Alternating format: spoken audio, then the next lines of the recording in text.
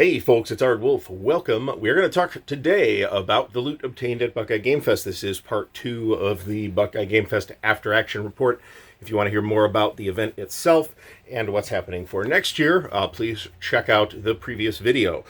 So we're going to focus now on the things I picked up through trade or wheeling and dealing or the consignment store or the vendor room at Buckeye Game Fest. And I guess we're going to start with the one item that didn't actually come from Buckeye Game Fest. It was kind of a wheel and deal a week before. But it was something that I had arranged to pick up, and a different deal got made. Unfortunately, Don from Enterprise Games was perfectly happy, and I just said, well, bring this other thing instead. So he was happy at the end of the day. I was happy at the end of the day. This is Mark Herman's Pacific War from Victory Games. This is not a collector's copy. Obviously, this is punched. It looks complete at a glance. I have not yet completed checking it. And it is, as you can see, the box, which was actually repaired with what looks like clear contact paper. It's got some water damage, but I am happy to have this. I did not need. It's surprisingly not as musty as you'd think based on the evidence of the box.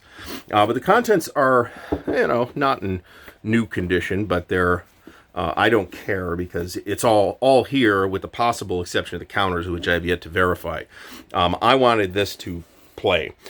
So I'm very happy about that. I think, post pictures of this online on Twitter and Facebook, I think.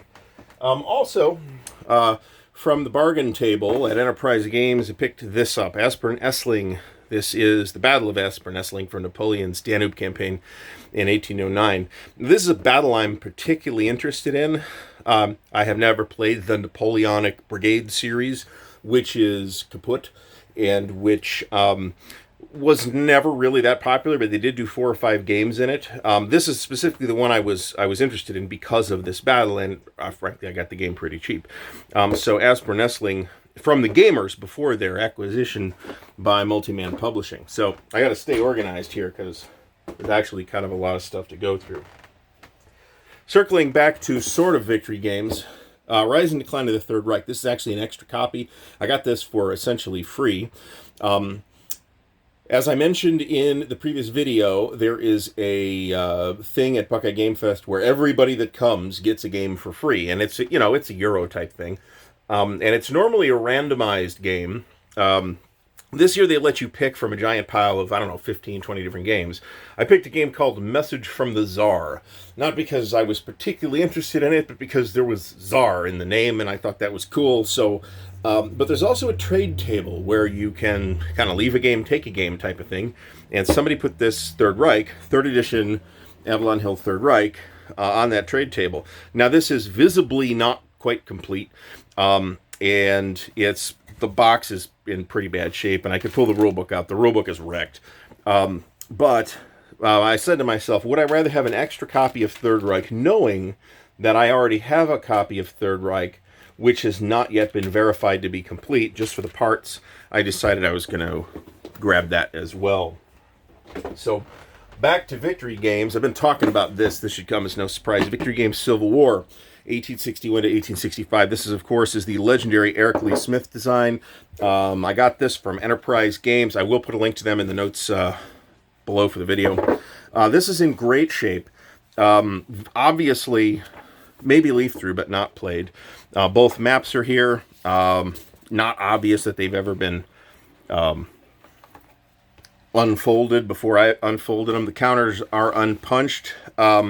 Boy, these counters are very 1983. So I do have a side project going to make new counters for it. So follow me on social media if you want to see that. I might do some video on it too, but I need to get a little farther than I am.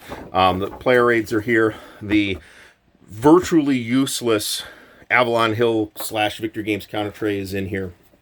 That will probably go in the garbage. I'm thinking I'm not even unpunching the counters, actually, because I plan to make replacements. It is kind of a big project because if you think about it, it's 2 counter sheets, which means it's 4 counter sheets front and back.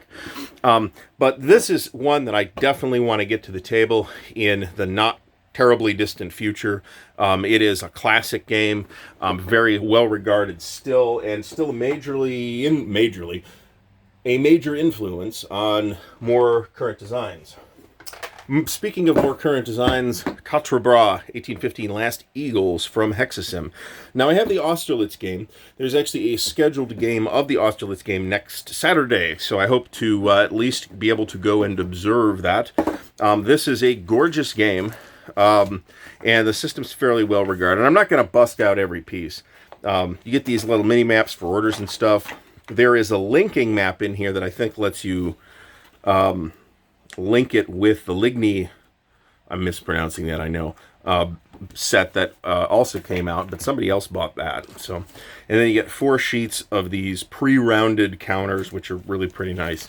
There's a very interesting orders mechanic in this system, which is specifically why I was interested in it. So, would like to get that at least investigated a little more thoroughly sometime fairly soon.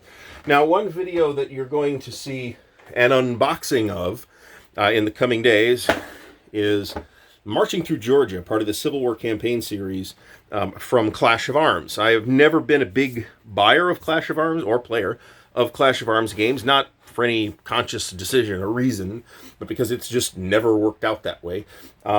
This is a series of particular interest to me, so I will talk about it in more detail in the unboxing video. I did get this shrink-wrapped off the bargain table from Enterprise, so it was totally worth my money. I've got the Vicksburg game, too. This is, of course, Sherman's campaign toward Atlanta, which is another subject of particular interest to me for obvious reasons for anybody that knows me.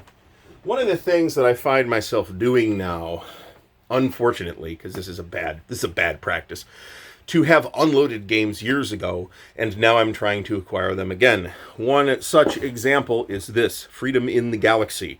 This is not the SPI version, it's the Avalon Hill version from, I think, 1981-82. This is unpunched too, got this from Enterprise as well.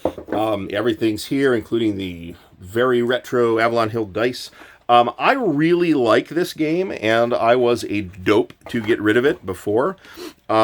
This is complete. It's got all the cards, it's got all the counters, all the blanks that come. The blanks are an artifact because of the way SPI laid their counter sheets out, which is different than the way Avalon Hill laid their counter sheets out. So they couldn't get away with putting all the counters on one sheet, so they had to have 2 sheets, but then on the Avalon Hill sheets, you ended up with a bunch of extra counters at the bottom. So, don't know what I'll do with the blanks, but I won't throw them away.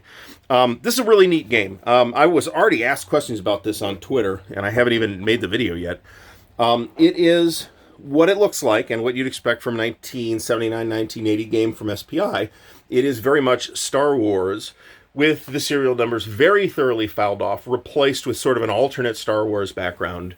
There is a big evil empire and good plucky rebels, and the objective of the Empire is to stamp out the rebellion, and the objective of the rebels is to overthrow the Empire.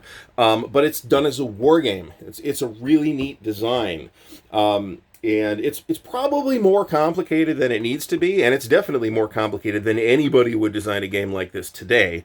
But I have some significant degree of nostalgia for it. It's also fairly character-driven. There's some RPG elements in here where you have characters that travel around the galaxy and do missions and stuff for both factions. Not soloable at all, by the way. Something else that I rebought that I hadn't gotten rid of is that Empire of the Sun. This is Mark Herman's other legendary Pacific War game. This is the new version from GMT, and the reason why I obtained this when I already have the last version is frankly because this is in the 3-inch box, and I can fit the whole game in it. It's very irritating. I mean, I recognize that there are games that I am unable to store all the components inside the original box. However, that is inconvenient, and it requires massively more storage overhead when it happens. I have enough games like that. This is a game I should be able to put in the box. Thank you, GMT, for finally enabling me to do that.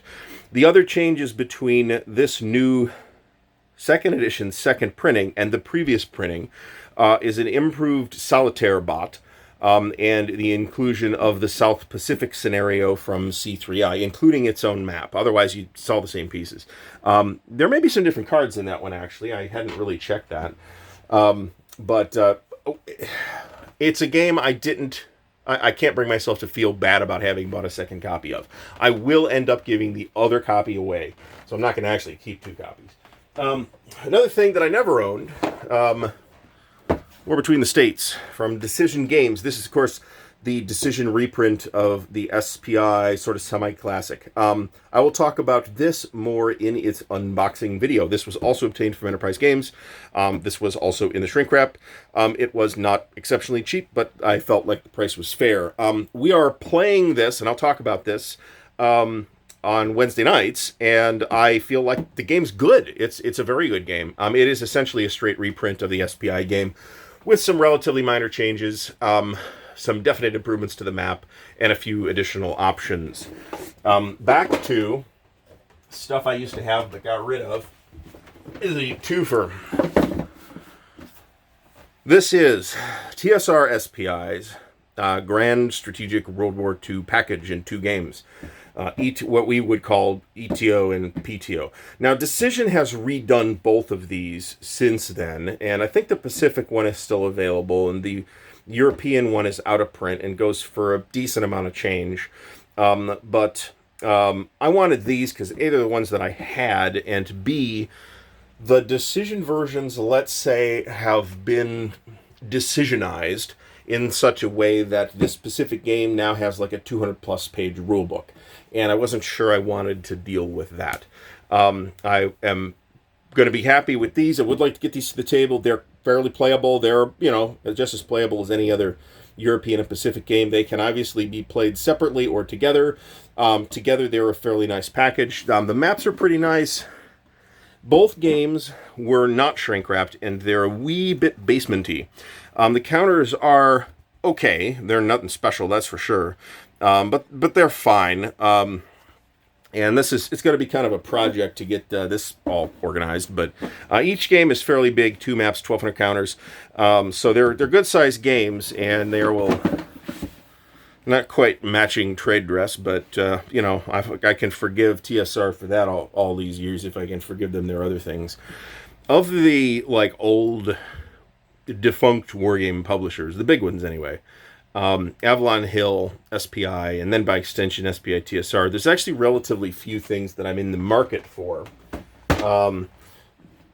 As far as I can think of, there's maybe 2 other of these what we call SPI TSR or Spitzer games that I'm in the market for. One would be the Spitzer version of La Grande Armée, which is a completely different game from the SPI La Grande Armée from the early to mid-70s. And it's in a unique space where it's a hex and counter strategic Napoleonics game. And there's really very few games in that space. There's not none. There's War and Peace, which is busted, and there's Nations in Arms from Compass, and an original French publisher, I believe.